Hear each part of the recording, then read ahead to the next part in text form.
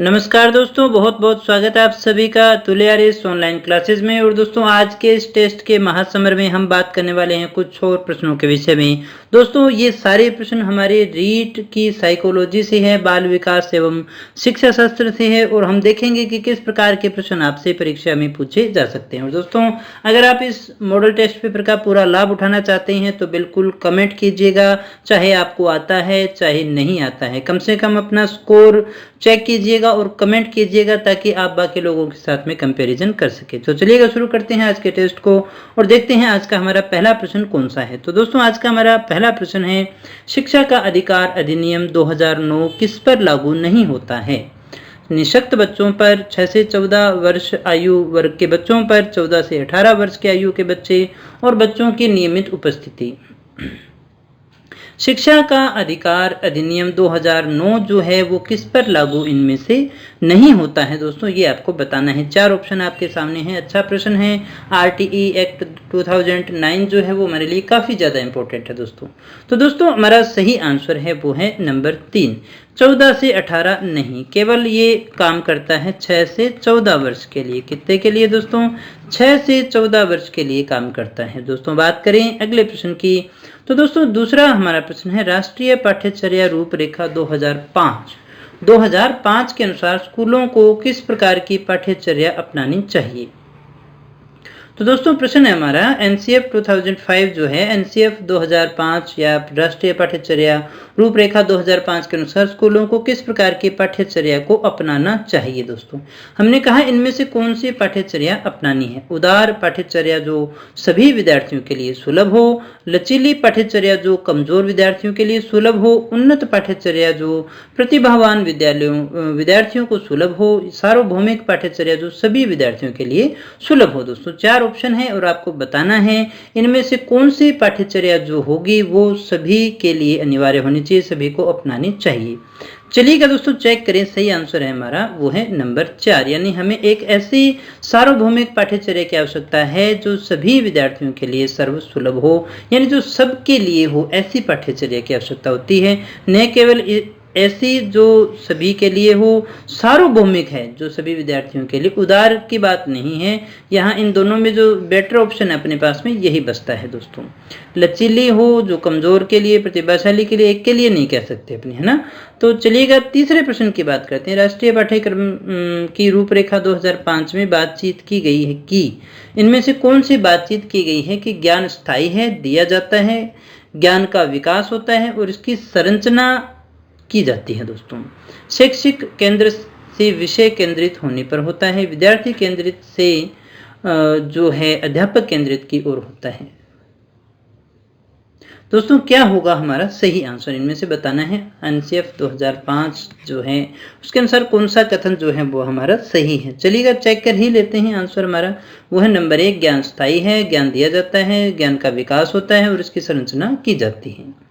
अगले प्रश्न को देखिएगा, निःशुल्क एवं अनिवार्य शिक्षा का अधिकार अधिनियम में अनिवार्य, ये जो अनिवार्य शब्द है, इस अनिवार्य से आप क्या समझते हैं? दोस्तों ये 4 ऑप्शन हमारे पास में है, इनमें से आपको बताना है कि इस अनिवार्य शब्द से आप क्या समझते हैं। केंद्र सरकार दाखिले, उपस्थिति और प्रारंभिक शिक्षा की पूर्णता को सुनिश्चित करेगी। उचित सरकारें दाखिले, उपस्थिति और प्रारंभिक शिक्षा की पूर्णता को सुनिश्चित करेंगी। दंडात्मक कार्य से बचने के लिए अपने बच्चों को विद्यालय भेजने के लिए अभिभावकों पर अनिवार्य रूप से जोर डाला गया है। अनिवार्य शिक्षा सतत परीक्षण के माध्यम से दी जाएगी, प्रदान की जाएगी। दोस्तों क्या होगा सही आंसर, बताना है आपको। अनिवार्य शब्द का हमारा सही अर्थ क्या होगा इनमें से? दोस्तों तो दोस्तों सही आंसर होगा हमारा नंबर 2, यानी उचित सरकारें दाखिले, उपस्थिति और प्रारंभिक शिक्षा की पूर्णता को सुनिश्चित करेंगी। उचित सरकारें दोस्तों ना, यहाँ पर उचित सरकारी केंद्र और राज्य दोनों से ही अपने इसको मान करके चलते हैं। तो दोस्तों ये हमारा सही ऑप्शन है, क्योंकि ये केवल केंद्र सरकार की बात नहीं है। बात करते हैं अगले प्रश्न की, किसी व्यक्ति द्वारा अपना अस्तित्व भुलाकर किसी दूसरे व्यक्ति के गुणों व अवगुणों का अनुकरण करना क्या कहलाता है? दोस्तों क्या कहा, कोई व्यक्ति तनाव में है तो वो अपना अस्तित्व भूलकर किसी दूसरे के व्यक्ति के गुण अवगुण को अपना लेता है।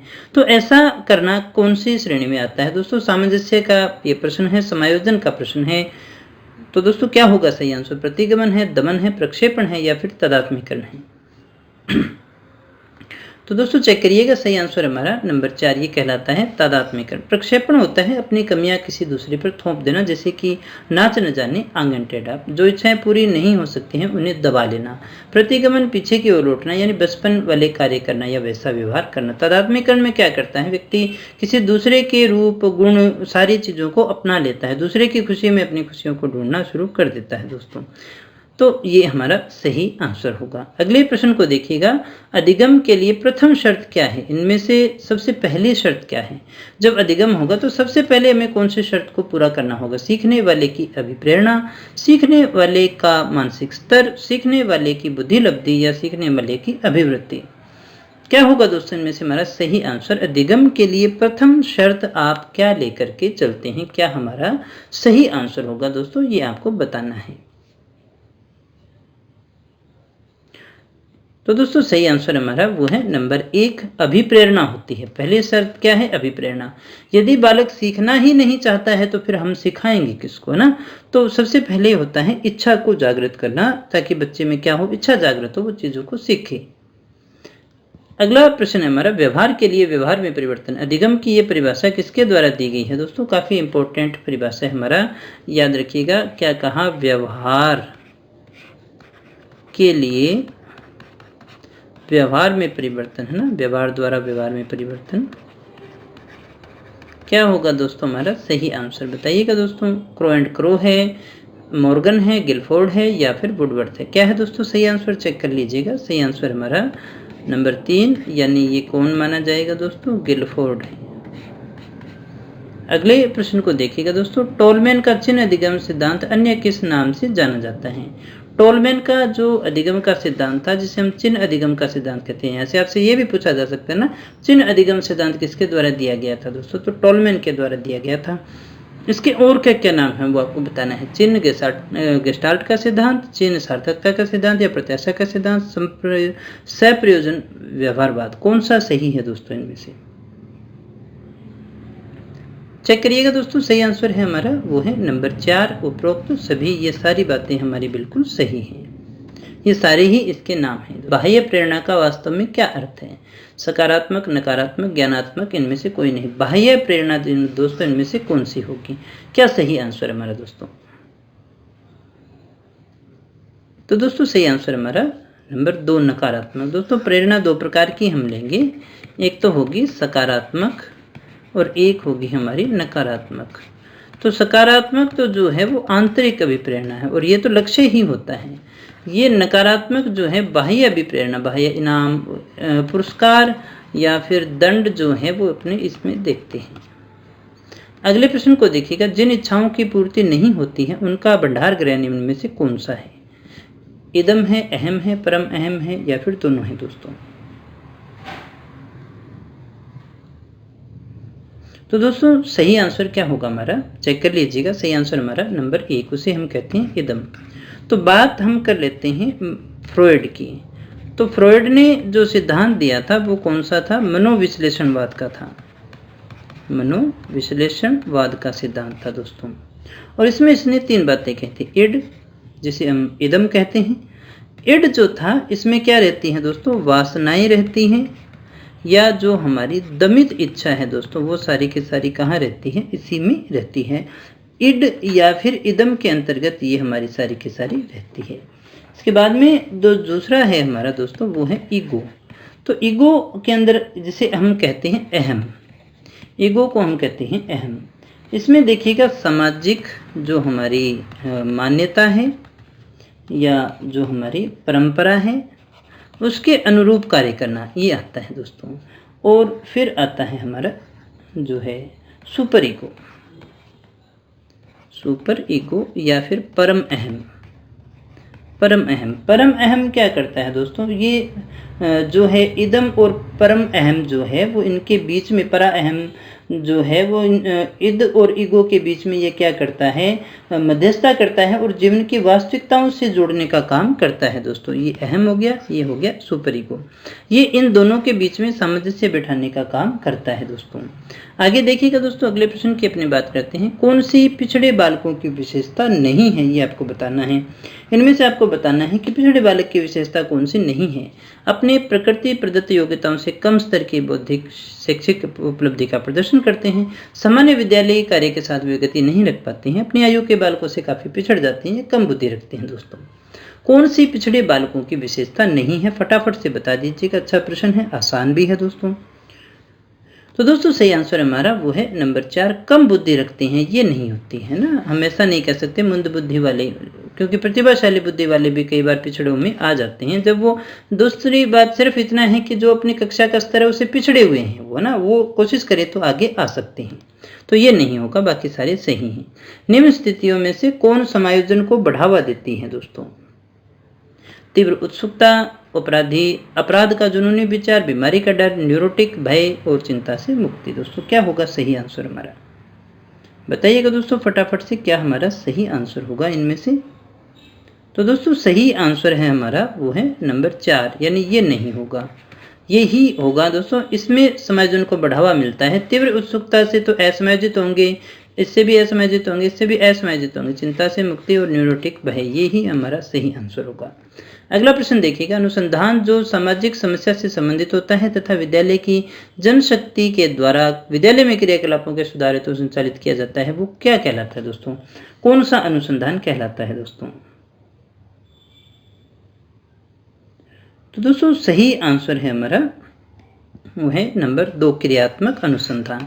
अब देखिएगा दोस्तों, क्रियात्मक अनुसंधान जो है वो आधुनिक मानव जो हमारी व्यवस्था है उसी का सिद्धांत है दोस्तों। इसमें कार्यकुशलता के साथ साथ समस्या का समाधान भी किया जाता है।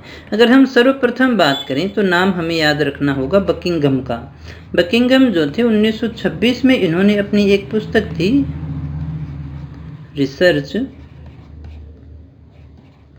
रिसर्च फॉर टीचर्स, और इसी के अंदर जो है क्रियात्मक अनुसंधान शब्द का उल्लेख इनके द्वारा किया गया था, उसी में इसकी बात की गई थी दोस्तों। अगले प्रश्न को देखिएगा, अधिगम को प्रभावित करने वाला व्यक्तिगत कारक कौन सा है? इनमें से देखिएगा दोस्तों, हमने क्या कहा, व्यक्तिगत कारक इनमें से कौन सा अपने मानते हैं वो आपको बताना है दोस्तों। अधिगम को प्रभावित करने वाले कारकों में से क्या होगा दोस्तों? सही आंसर संचार के साधन है, समवयस्क समूह है, अध्यापक है, परिपक्वता एवं आयु है दोस्तों वैसे तो सारे ही हैं, लेकिन आपको बताना है व्यक्तिगत कारक कौन सा है। तो दोस्तों सही आंसर है हमारा वो है नंबर 4, यानी परिपक्वता और आयु जो है वो उसके व्यक्तिगत कारक है दोस्तों। अगला प्रश्न हमारा, एनसीएफ 2005 में कला शिक्षा को विद्यालय से जोड़ने का उद्देश्य क्या है? इनमें से आपको बताना है कि कला शिक्षा को विद्यालय से जोड़ने का उद्देश्य क्या है दोस्तों। तो दोस्तों सही आंसर हमारा वो है नंबर 4, 1 व 2 दोनों सही है। ये भी सही है, ये भी सही है। एनसीएफ 2005 की मेन बात आपको याद होगी, शिक्षा बिना बोझ की है ना, और बाल केंद्रित शिक्षा को विचार को ध्यान में रखते हुए ये काम किया गया था दोस्तों। तो सांस्कृतिक विरासत की प्रशंसा करना भी है और साथ ही साथ मानसिक स्वास्थ्य को विकसित करना भी है। अधिगम प्रतिफलों का उद्देश्य इनमें से क्या है दोस्तों, ये आपको बताना है। अधिगम प्रतिफलों का उद्देश्य क्या है दोस्तों, इनमें से आपको बताना है। सही आंसर हमारा कौन सा होगा?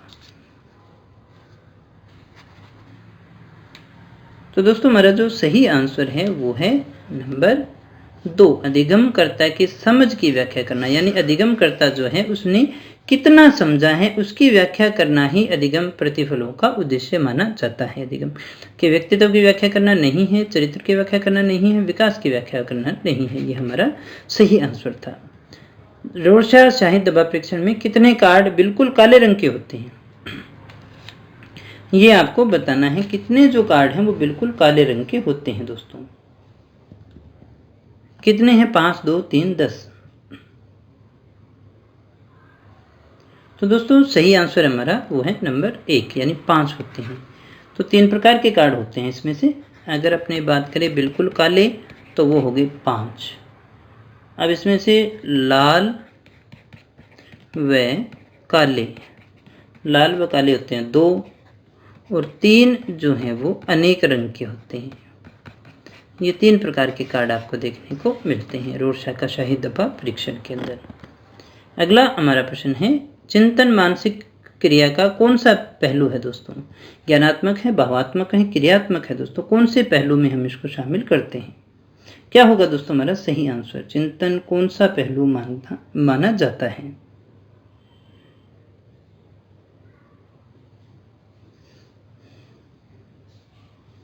तो दोस्तों सही आंसर हमारा वो है नंबर 1 ज्ञानात्मक। यहाँ एक चीज आपको समझ लेनी है, चिंतन क्या है? एक संज्ञानात्मक प्रक्रिया है दोस्तों। कौन सी प्रक्रिया है? चिंतन एक संज्ञानात्मक प्रक्रिया है।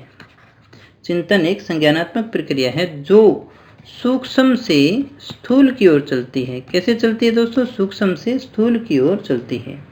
और रोज क्या कहते हैं दोस्तों? रोज कहते हैं चिंतन जो है ज्ञानात्मक पक्ष की एक मानसिक प्रक्रिया है। चिंतन ज्ञानात्मक पक्ष की एक मानसिक प्रक्रिया है। ये रोज के द्वारा कही गई वाक्य है दोस्तों, कही गई लाइन है। अगले प्रश्न को देख लीजिएगा।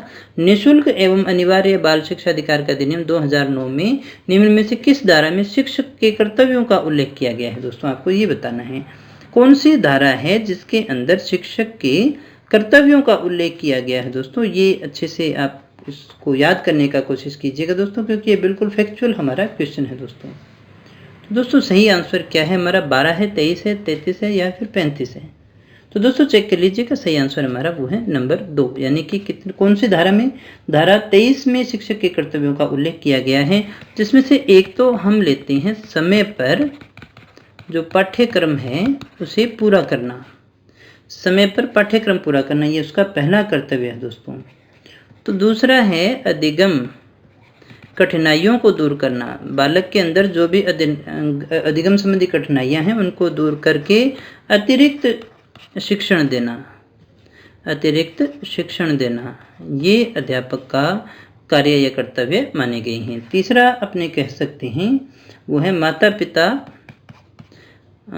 पिता या संरक्षक, यानी कुल मिलाकर के पेरेंट्स जो हैं संरक्षक के साथ बैठ के नियमित रूप से वो क्या करता रहे? बैठ के करता रहे। 3 मुख्य कर्तव्य अपने इसके मान के चलते हैं। तो दोस्तों ये थे हमारे आज के प्रश्न। उम्मीद करता हूँ आपने काफ़ी कुछ सीखा होगा। अगर सच में सीखा है तो वीडियो को लाइक जरूर करना, दोस्तों के साथ में शेयर जरूर करना। और हाँ, अगर आप हमारी फ्री टेस्ट सीरीज को ज्वाइन करना चाहते हैं तो हमारी एंड्रॉयड एप्लीकेशन को डाउनलोड कर लीजिएगा, वहाँ पर आपके लिए बहुत कुछ मिलने वाला है। तो दोस्तों मिलते हैं नेक्स्ट डेट में कुछ और नई क्वेश्चन के साथ, तब तक बने रहे मेरे साथ। Thank you very much.